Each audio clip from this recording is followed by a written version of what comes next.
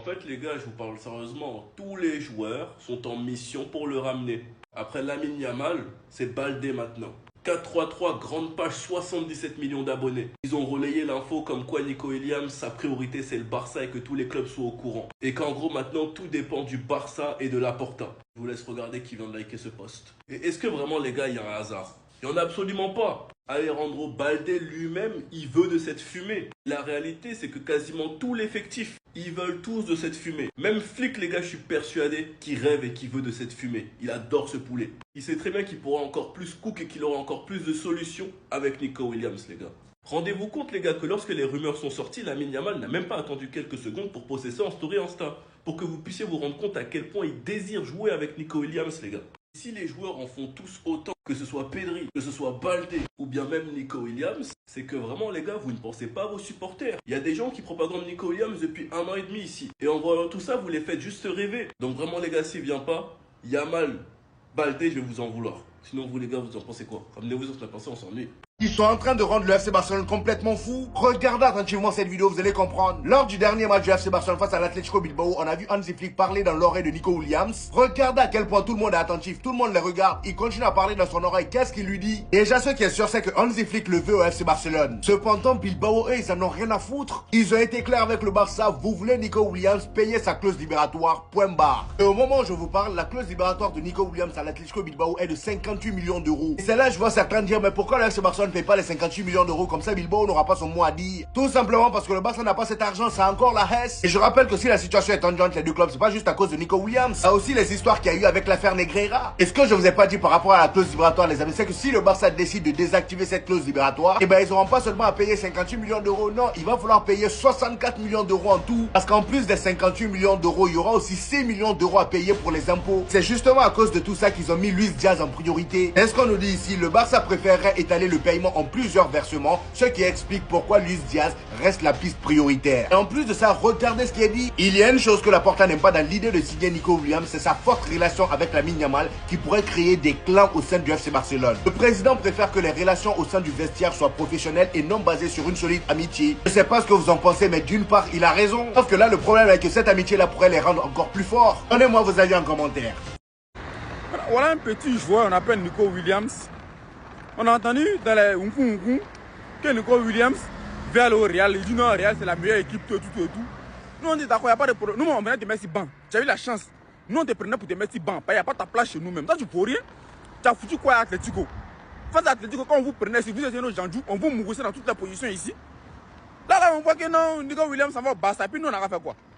Barça même avec son Messi, mais on les a chicotés. Si Barça veut, on va pas te prendre Messi encore. Nico Williams c'est petit. Nico Williams c'est qui dans nous a fait? Nico Williams c'est petit. Allez-y prendre, reprenez Messi encore. Reprenez Suarez même. Reprenez tous les MSN même si vous voulez. On parle les bons joueurs, les vrais joueurs, les joueurs qui peuvent faire trembler franchement le Real de Madrid. Vous pouvez prendre Nico Williams. Nico Williams peut faire quoi? On les a vu faire à Portugal ici. Portugal les a chicotés ici. Les enfants prennent quoi qui n'ont même pas encore commencé les trucs. Regarde la Mille Yamal, ça a posté. Gens ils vont venir faire bonnes choses, ils vont venir tuer. Ils peuvent rien faire cela. Ils peuvent pas faire quelque chose. Nous, on dit que chez vous, c'est bruit seulement ils peuvent faire. Tout là, ils peuvent faire quoi? Dagbachi seulement. On a si on se regarde ici. Coupe du monde des clubs là, les vraies équipes vont jouer. Vous êtes là, vous allez nous regarder. Vous allez que conspirer. On a qu'à s'asseoir regarder ici. Hey! En vrai les gars, peu importe ce qui est vrai et ce qui est faux, avec du recul, ça fait plus de peine qu'autre chose. Attendez, bougez pas, je vous explique. Ter Stegen prévoit en effet de rester et de concourir pour le poste de gardien numéro 1. Les proches du joueur disent toute discussion avec Galatasaray ou tout autre club à ce sujet et insiste sur le fait qu'il restera. Il a hâte de rivaliser avec Johan Garcia et se sent fort après avoir surmonté une grosse blessure. Dit comme ça sonne bien. Parce que avoir comme premier gardien Johan Garcia et comme deuxième gardien Ter Stegen, on va pas se mentir, c'est solide. Mais là où ça peut perdre tout son sens, c'est si le Barça prolonge Chesney. Si le Barça prolonge Chesney, le message sera clair. Chesney est le gardien numéro 2. Et Johan Garcia est le gardien numéro 1. Donc Ter Stegen sera le gardien numéro 3. En tout cas les gars, ce qu'ils sont en train de faire à Ter Stegen, j'espère qu'ils sont pas en train de répéter la même chose qu'avec Gundogan en n'étant pas clair avec lui. Parce que au lieu de faire tout ça, la direction pourrait très bien être claire avec lui et de simplement lui dire qu'il ne compte pas sur lui s'il ne compte pas sur lui. Après s'il compte sur lui, c'est totalement différent. En tout cas les gars, maintenant que la clause est payée, l'officialisation du club ce sera sûrement demain ou après-demain. Mais comme je vous le répète et on répète, cette histoire entre Ter Stegen et le Barça, ça se terminera forcément mal. Sinon vous les gars, vous en pensez quoi? Ramenez-vous sur ça, on s'ennuie. Pourquoi on a un club qui se comporte comme des clochards comme ça, les gars, je comprends pas. On est le seul grand club au monde qui demande à faire des crédits quand on veut acheter des joueurs, les gars. C'est du jamais vu. C'est du jamais vu. On est le FC Barcelone. L'un des plus grands clubs au monde. 5 Ligues des Champions, les frères. Et on se rabaisse à ça, à demander un plan de paiement à Bilbao, à supplier Bilbao de nous faire crédit. Mais c'est une dinguerie, les frères. Le club préfère payer le transfert de Nico Williams en plusieurs versements. Si à la limite, on parlait d'un versement à 500 millions, 200 millions, 100 millions à la limite, vas-y. Pourquoi pas? Mais là, 64 millions. On est en train de s'afficher comme ça pour 64 millions, les gars. Pour 64 millions, on est en train de passer pour les pauvres du siècle. Non, c'est trop, je suis désolé, les gars, c'est trop. 64 millions, tu vends un euro, tu vends Ter Stegen, c'est bon, tu les as. Tu les as, les 64 millions. On dirait qu'ils demandent je sais pas quoi. Non, c'est une dinguerie. Vraiment, c'est une dinguerie. Quand c'était pour aller mettre les 70 pour Ferran Torres, quand c'était pour mettre 80 millions à gauche, à droite pour des joueurs de lambda, c'était les premiers. Mais quand c'est pour aller chercher Nico Williams, un joueur qu'on entend depuis plusieurs mois, que tout le monde attend, les joueurs, le coach, les entraîneurs, et là, non, c'est compliqué. Là, ça demande des plans de paiement, là, ça demande de faire crédit. Ah, les gars, c'est trop. Barça qui va sur Nico Williams désormais de manière officielle. Joan Garcia qui vient aujourd'hui. La façon dont ça va être payé pour le transfert de Nico Williams. Nico, il fait du bon boulot. Aujourd'hui, dans quelques heures, officiellement, il sera un joueur du FC Barcelone, ce nouveau gardien. Et dans la foulée, en plus, ça prend une bonne nouvelle. Il y a quelques heures, donc cette nuit, peut-être vers 1h du matin, mais je dormais. Romano a confirmé que le Barça est déter à aller prendre Nico Williams. Et qu'ils vont aller discuter avec Bilbao pour la clause. Et que rien n'est fait en vrai. Mais que le Barça va essayer. Derrière, si les deux ils arrivent à partir, désirable, attention. Mais on leur souhaite du bon dans leur carrière. Vous ramenez Grimaldo en plus. Et Rashford, même en prêt, vous l'obtenez. Ah les gars, là. C'est le mec un peu gourmand. Parce qu'on a souffert en fait. On a trop souffert. Des trucs où on a Olmo mais qui galère à enregistrer. Alors lui, la manière de payer la...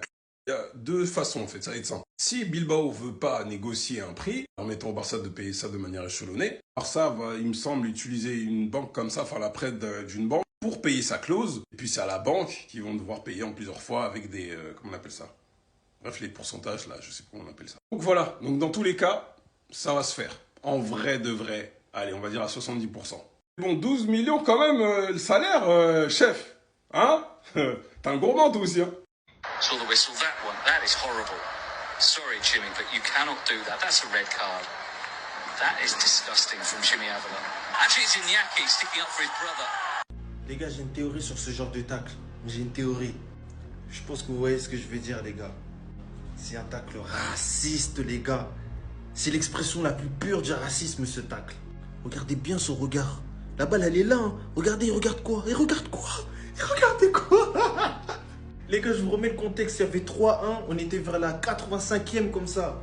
Nico, il n'avait pas becté encore. Il venait de sortir du centre de formation. Ça l'a fait rentrer dans un match sans enjeu. C'était la fin, frère. Il y avait 3-1 fin. Le frérot, il a vu le premier noir qu'il a vu. Il voulait l'éteindre. Et pour les sceptiques encore, ce mec-là est un Argentin.